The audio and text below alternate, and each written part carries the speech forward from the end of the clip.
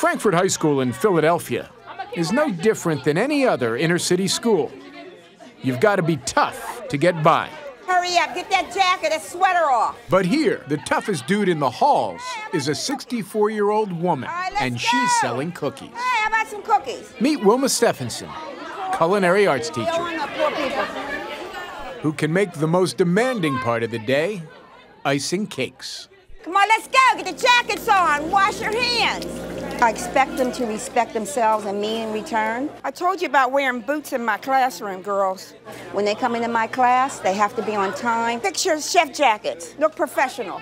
They have to have the school uniform. They have to, no gum, no book bag, no hoodie, no big earrings. You cut my class yesterday. Were you in a fight? Because you got a black eye. Had you been in school, you wouldn't have been beat up. While the Iron Fist always seems ready to cuff her students in the back of their heads, because you need some new friends. Who will be her friend? the Velvet Glove is never too far away. Oh, these nice kids. Oh, you are nice. I don't know about you.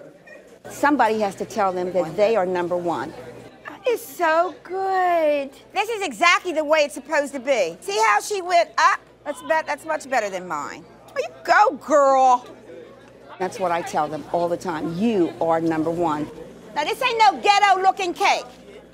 So don't even try to act like this is like you don't have some type of creativity. You seem like you could scare a Paris Island drill sergeant. And you also are sweet and loving. Which is it? Well, I guess I'm both. I don't know, honey, but you're doing good for being left-handed. I set my expectations very high, and I tell everybody, you do not have the right to fail my class. You do not have the right. You have to come up to my expectations. As seen in the documentary Pressure Cooker, Taste even when you don't want to taste. Make sure the judges see you tasting. Miss Stephenson's top expectation is for her kids to learn to cook well enough to win big scholarship bucks at the citywide cooking competition. When we walk into a competition, I know they're walking out with a lot of money. I already know. A lot of money.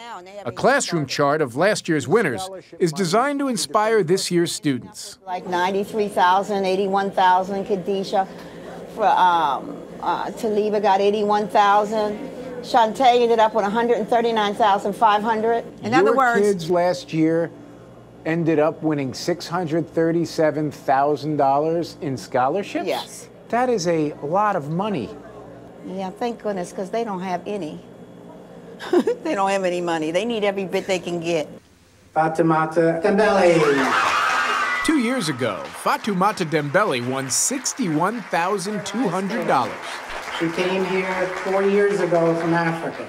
And She's now at Monroe College, just outside New York City, and cooking at an upscale Manhattan restaurant called Ringo.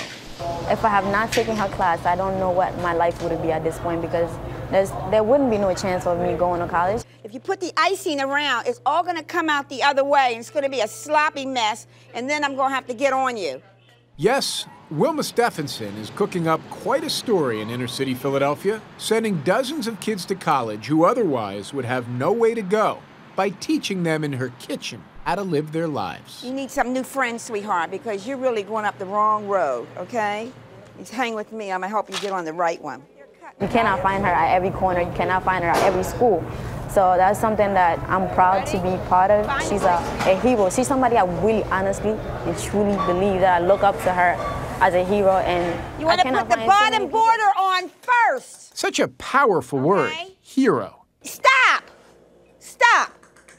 Do not rest your hand down on the surface. Lift it up. That's your problem, man. Which seems entirely lost on Wilma Stephenson. You want everything in its place. What's that mean? Who may just be yelling a bit too loudly to hear it. I never think about that. I really don't. I just don't. This is what I'm supposed to do. I'm supposed to come here every morning at 5:30. I'm supposed to guide my students, and I'm supposed to teach them life. Not necessarily culinary arts, life. I love you. Oh, you love me too? Mise en place. I said it 4 trillion times. Mise en place, what's it mean? Everything in its place. Make sure everything is in its place before you begin.